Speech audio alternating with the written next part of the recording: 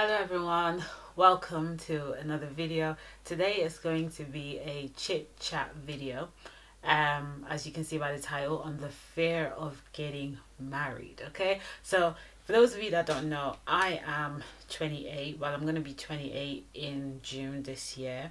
And if you're obviously born in an African household, or even if you're not born in an African household, I think once you go past 25, like your friends, your family, people close to you tend to ask you, do you have a boyfriend? Do you intend on getting married? When you gonna get married? How come you're not in a relationship yet? This and that.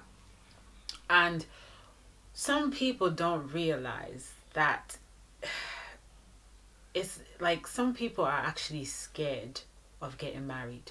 Like, it's not everyone that is, like, I feel like a lot of people want to get married. A lot of people want to be with someone that will commit to them and they can commit to. But there's some people that are actually scared of getting married. And this was something that happened to me. Like, when I was 22, 21, 23, 24, 25, I was looking forward to getting married, even though I was still single. But I was looking forward to getting married. I was looking forward to the wedding day. I was looking forward to just living with someone, and it's just me and that person.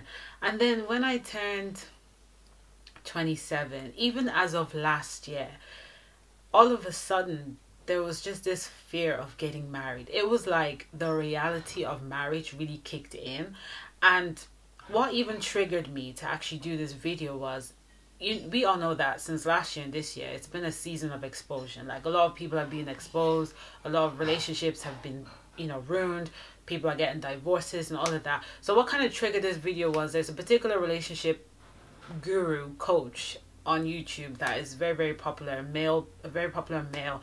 And just to find out that he wasn't really doing what he's preaching, something like that. Like, I don't want to go into it too much, but yeah, I just had this huge fear. Like, whenever someone would talk to me about marriage or about love, there would be this fear of inside me, like, oh, what if the person cheats, or what if this happens, or what if divorce happens, or what if, there was just so many what if. And when you go on YouTube now, we see a lot of men talking about going on a red pill, blue pill. I don't even know what pill they're on, talking about staying away from women who are after their money and all this kind of stuff. And I'm like, there's a bigger issue right now. Like, there is a bigger issue, okay? There are so many fatherless children out there. There's so many people who've been heartbroken, and they carry that pain to the next person, and then they destroy the next person because they haven't been healed. Like, there's just so many underlying issue that needs to be solved, more than this whole trying to secure the bag, trying to stay away from women, or trying to play women, and all that kind of stuff. I feel like men don't realize that when men cheat and it comes out on social media, like, you really put this fear on other young girls who are single, because now it's like, what makes me think that the person I'm going to marry is going to be loyal? Let's face it, every man will say, yes, I'm loyal, I'm committed, this and that. But I feel like every girl deep down knows that every man is capable of cheating. Please hear me right. I didn't say every man cheats. I said every man is capable of cheating, okay? And we have mothers and aunties that will say, hey, if you don't do this for your man could go sleep with this person. If you don't do this for your man could go cheat on you, so on and so forth, right? And then it makes you wonder, then, what type of love is that? There's some people who are loyal, like me, okay? I don't need anyone to come tell me. I know that I'm someone who's loyal and someone who's committed, and there are people like that.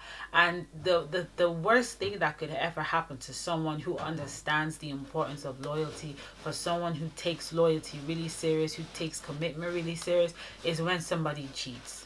Like, that can destroy somebody. If I was a president and people were cheating, like, you would literally be locked up for 9 months, honestly. And you will learn how to be sexually disciplined and not to hurt people's feelings like that, because there's so many people who've been emotionally hurt. I feel like the fear of getting married sometimes is even greater than the joys of actually being with someone. And that's why we see people, when we see girls when they get in a relationship, they wouldn't show the face of the person they're getting married to on social media, but they'll just show us the ring, because there's that thing of, maybe my friends could go slide into the DMs, maybe someone could tell them something about my past in his DMs, or just so many things that could be going through somebody's mind. And all this is out of fear, okay? And I find that reality TV and all that plays a role in it as well. I mean, the reality TV is how do I say it? Is exalting unhealthy relationships. Like, people think it's norm to be arguing every single day. It's norm to be fighting every single day. It's norm to be cursing people out. These things are not norm. These things are what breaks people, hurt people, put people emotionally down. So anyway, back to myself, right? So whenever people used to ask me, when you go get married, why don't you have a boyfriend? Why you not in a relationship and all that? And deep down I'd say, love's not important right now. I need to make money, But I knew that statement was covering the whole thing of fear of actually getting married. Like, what if I get hurt?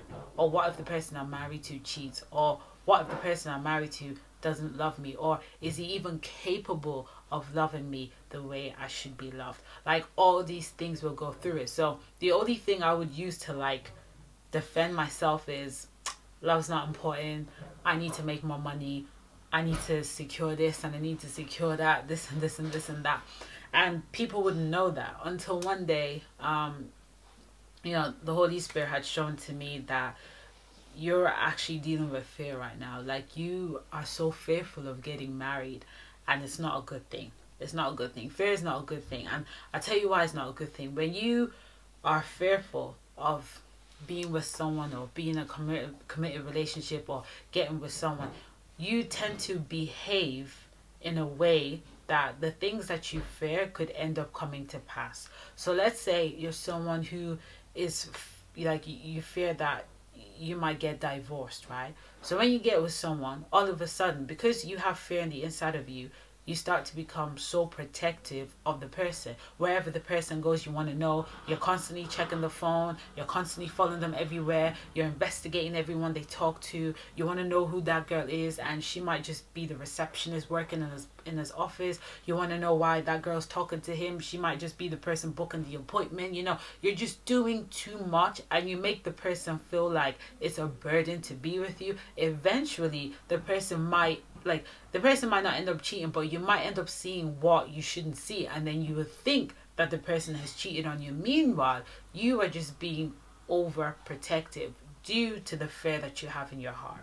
So that's the problem with fear. It allows you to behave a certain way that makes what you're fearful about come to pass. And that's something that you don't want. That's why it's really important for you to understand that when you have a relationship with God, and when you have the Holy Spirit in you, you are not going to walk in the dark, meaning that there is nothing your partner will do that you won't know, because God is light, and everything is going to be revealed in the light. So even if your partner is doing something behind your back, God's going to show it to you, so that you will know that, listen, the person that you're with is not who you think they are. He's not going to leave you in the dark. That's why it's important to put God first. I see newlyweds girls that will come out and be like, I don't joke with my husband, I don't play with my husband, this and that.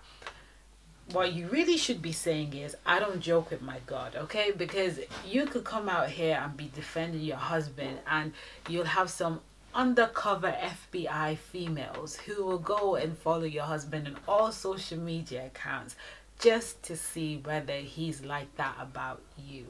And then what you find is, little by little, these girls will be trying to throw their shots in his DMs, So you really shouldn't be joking about God. You really should be putting God first in your marriage, in your relationship, so that putting him first can allow the two of you to be committed to each other, and nothing should be able to put you apart. So I had to deal with this whole fear thing on the inside of me. Now, I've been single for a long period of time, and I find that being single sometimes could be like a safety net. It is better than being in a relationship and getting hurt, because when you're single, you can always treat yourself, you can always take care of yourself, you can always, enjoy your own space. I enjoy my alone time. Like, I love being alone. Honestly, I do love it. But then there are times where I'm like, oh, it'd be nice if I was here with someone, or it'd be nice if I was talking to someone, or it would be nice if I could have a conversation with someone and talk to them about certain things. And then you look on your left, no one's there. You look on your right, no one's there. And you're just like, oh, whatever. Anyway, that's just the reality, right? But then when you're busy and you're working and you have stuff that you're doing, that kind of keeps you going. So you don't tend to feel lonely.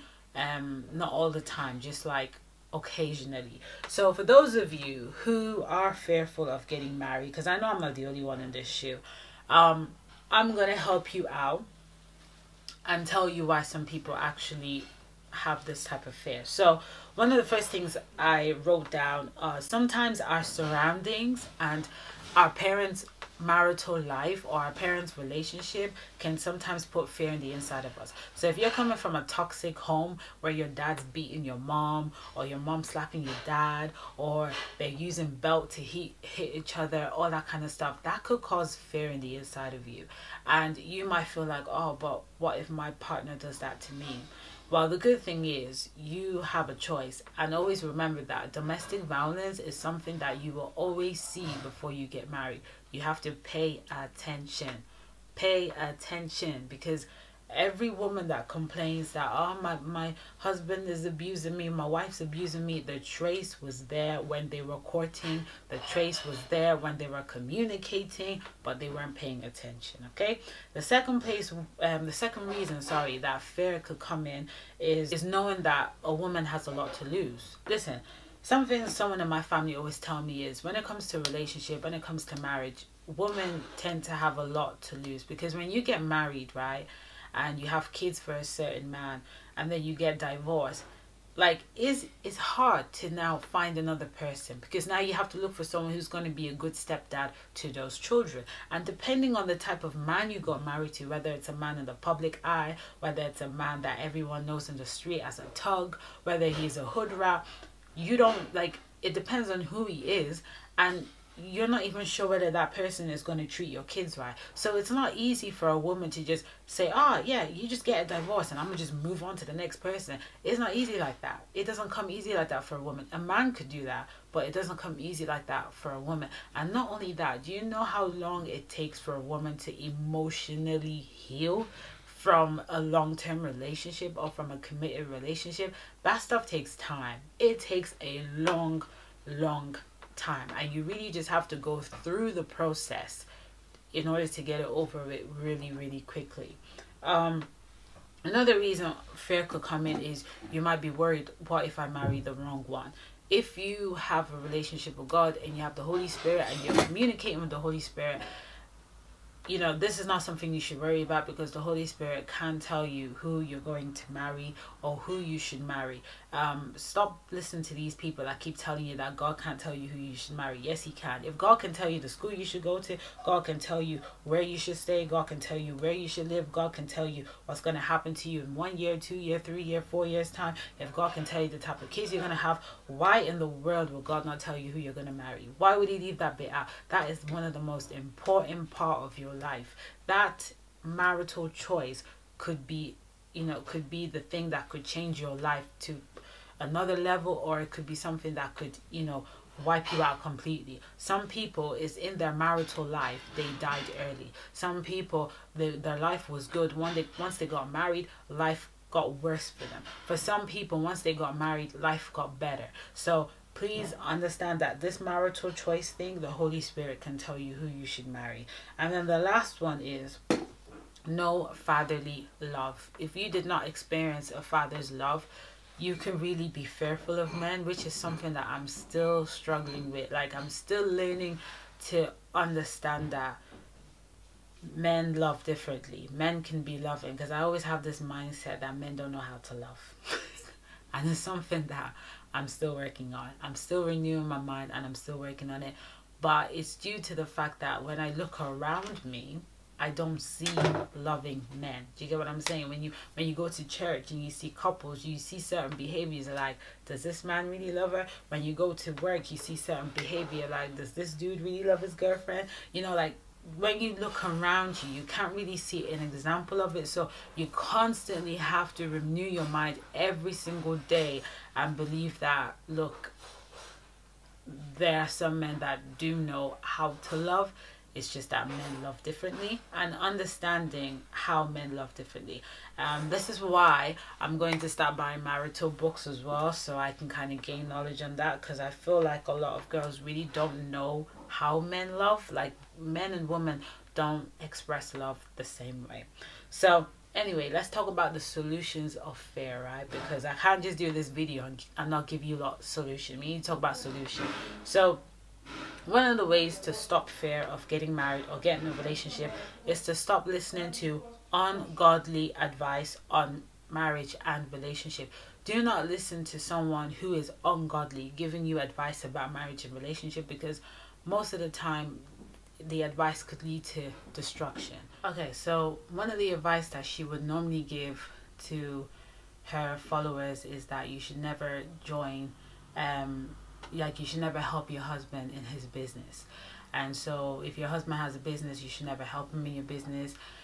You should never participate in whatever activities that he's doing, because obviously some women in the past have run a business with their husbands just to find out that their husbands left them and went on to marry a woman who looked better and a woman who had a nicer figure. So she would give advice and say, if you get married, do not help your husband in his business. Now, the advice sounds good. You can see where the advice is coming from, but it's not biblical, because God has called a woman to be a helpmate to a man. So even though what she's saying, it makes sense, we can see where it's coming from, but that advice could lead to something else. If you don't participate, or if you're not helping him out with the business, and how can you know the secretary that could be eyeing him in the office? How could you know how to run it if he's traveled off for a few weeks? Obviously you can only trust your family members to kind of keep it going, because they're your family. All right, the next point I have here is to stop watching TV shows that promote unhealthy relationships and marriage. A few years ago, I used to watch Love and Hip Hop Atlanta, Love and Hip Hop New York, Real Housewives, all that kind of stuff. When you watch them shows, they promote unhealthy relationships. Like, you wouldn't see good relationships on them shows. You would see couples who would sit down, have a conversation, and they're flipping tables, pouring drinks, cursing each other. You see some of the women who would like talk down to their man and everything.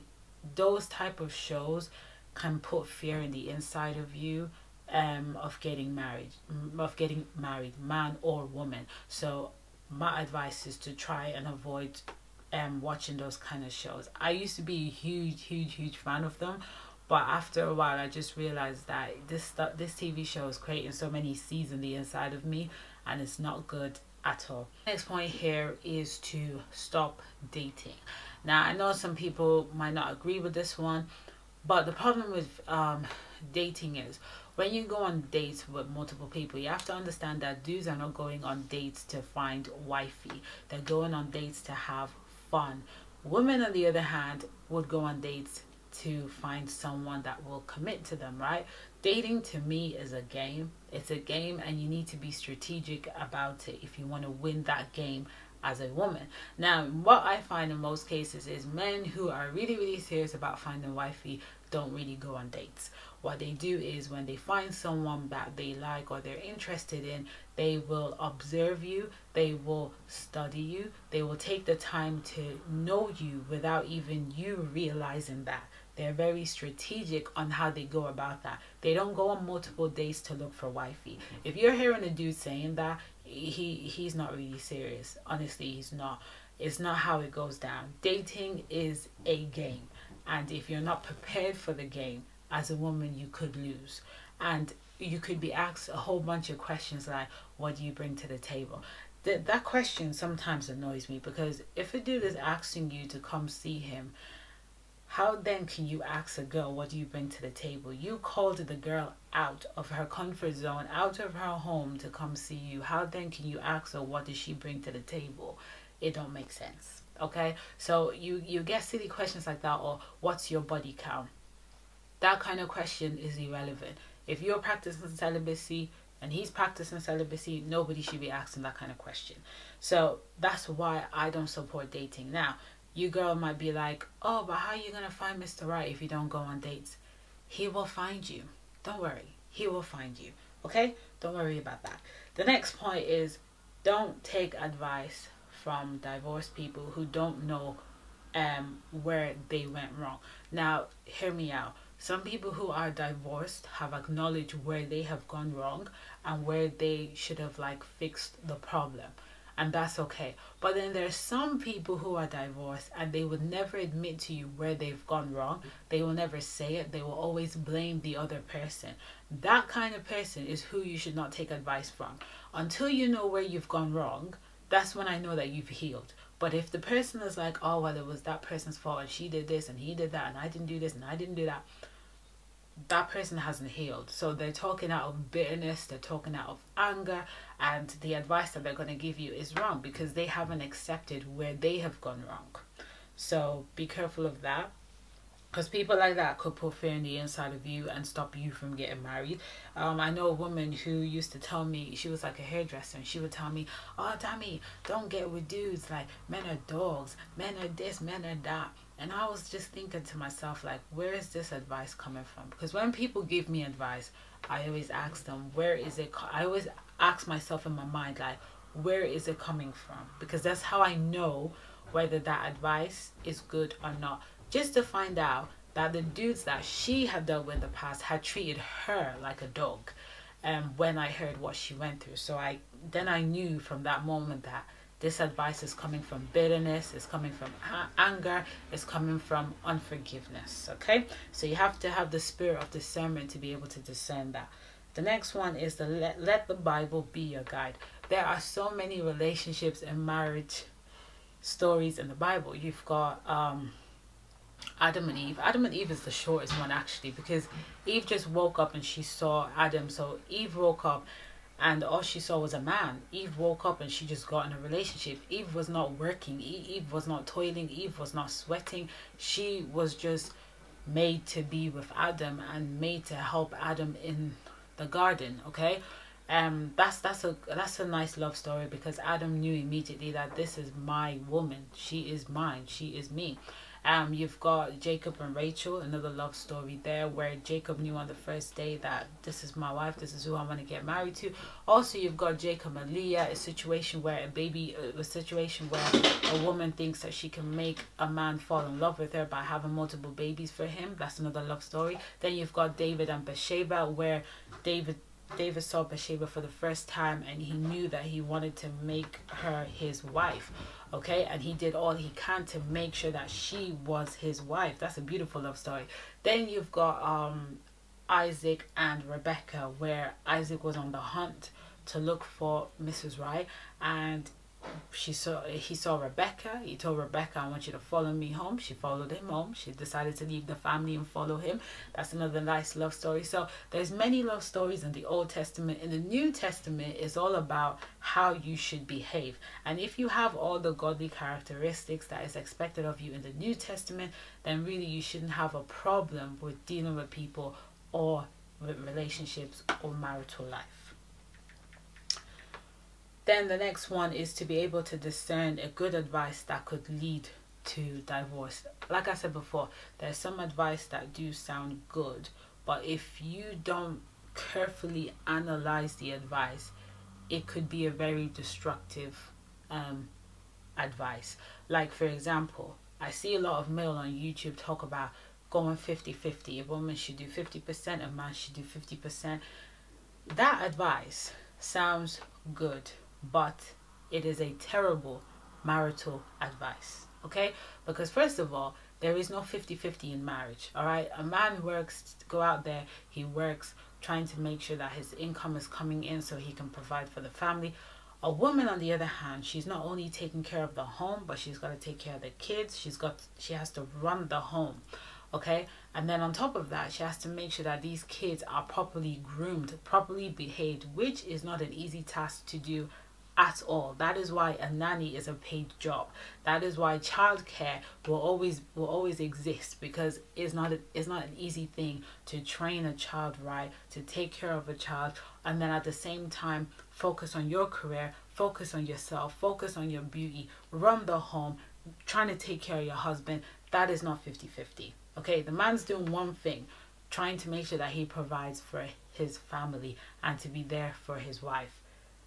That's the only two things he's doing. But the woman is doing more. And so when you now ask for 50-50, on top of all what she's doing, what you're really looking for is a sexless marriage. Okay? Because when a woman is drained out and she's exhausted, sex is going to be the last thing that is on her head. And that's why you have people come out and they say, oh, you know, we haven't had sex for like 3 months. We haven't had sex for 6 months, because first of all, your wife is doing 40 hours, you doing 40 hours, but your wife comes home after 40 hours to take care of the kids, to cook, to clean, to look after the house, all of that. She's drained. So having sex for her or making love for her is more like a workout session. And tell me, which girl actually enjoys working out? Like, we don't look forward to working out, but we just do it because we have to do it. So this is where you need the spirit of discernment. An advice could sound good, but the end of taking that advice could lead to destruction, and you need to then be able to discern that. Then the next point would be, stop watching family blogs on YouTube. I am not a huge fan of watching vlogs, because I understand that, like, life is not rosy every single day. Okay, and people are only going to show you what they want to show you. No one's gonna, well, actually there are some people who do vlogs and they show you when they're crying and all that. But the reason why I say don't watch vlogs, right, or family TV show, is when you watch people's vlogs, the problem is it tends to reveal more about that relationship, and it allows people to see more when they're not supposed to, like, that allows people to see what they're not supposed to see.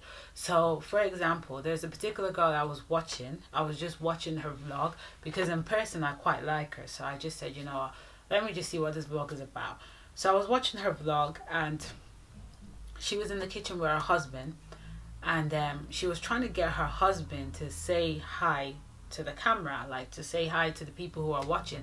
And her husband was, you can tell her husband was angry, he wasn't in the mood. And she's like, why won't you say something, like say something? And he's like, I'm hungry, I've asked you to do chicken and you didn't do chicken, so I'm cutting the chicken up myself. So he was cutting the whole chicken. And then she was telling us on camera that she's left clothes that has been washed in the washing machine since yesterday or the day before, that she needs to take it out, this and that. And so me looking at that vlog, I'm like, this woman does not know her priorities. First of all, your man's hungry.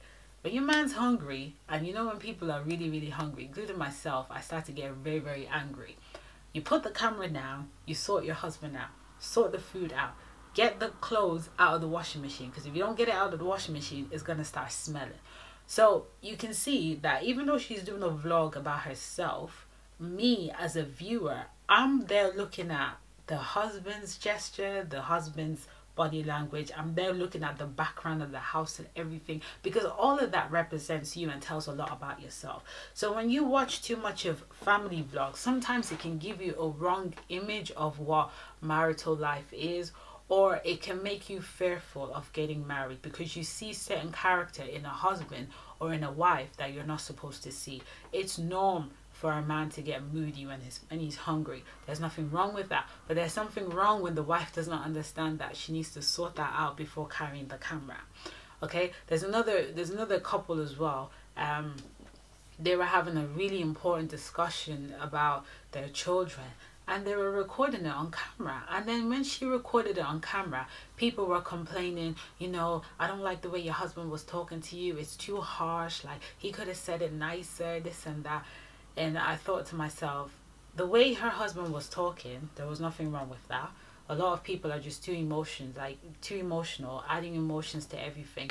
You have to understand that a man's tone is different from a woman's tone. And sometimes when men are trying to get the point across, it could sound a bit harsh.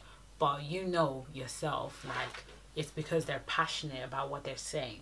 But to the viewer, they weren't seeing it that way. But the thing for me was, why would you record something so important like that on camera? Because we don't know you as a couple like that. So that's the problem of family vlogs. When you watch them for too long, they can either put fear in your heart, give you a wrong image of marriage, or it can allow you to say, oh, I don't want to get married to such a person because they're just too harsh. You know, that's the reality. It's not everyone you meet that's going to be all that's going to be pampering you for everything. Everyone's not like that. Sometimes you need the harsh truth to kind of get the point across. So that's just my few cents on it. That's just my advice, to stop fear from coming in, because like, this fear stuff is real, and God has not given us the spirit of fear. He's given us the spirit of sound mind and love. So as much as fear could rule you in terms of getting with someone, or in terms of getting married, if you take these points that I've mentioned seriously, it will cure that. But please, please, please do not watch TV shows that exalt unhealthy relationship.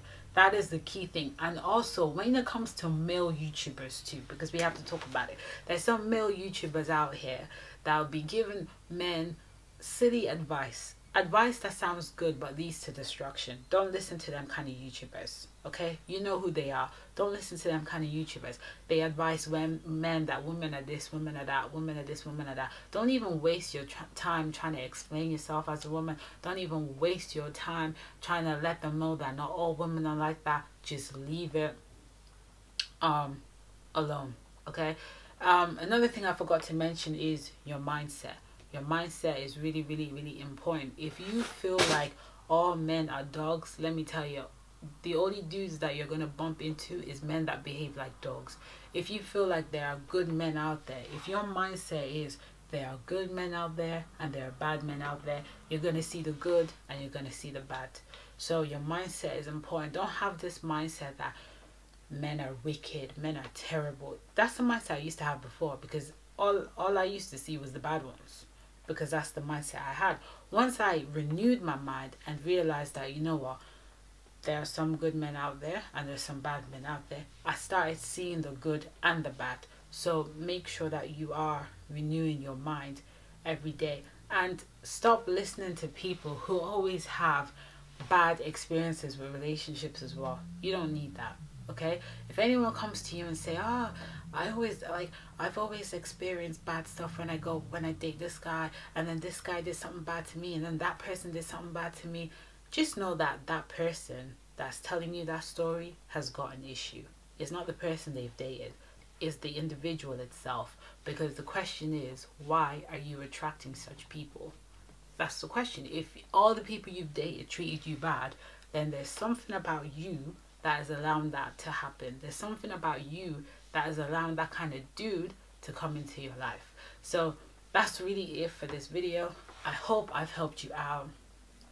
I hope it was kind of like chit-chatty enough. But that's it for now. Do make sure you like the video if you did. Hit the subscribe button. Leave a comment, your experience. If you're also fearful about marriage, how you overcome it. And for those of you who have a good marital experience, please, leave a comment so that could help other people who are watching this video. And that's it for today. Stay blessed and stay beautiful.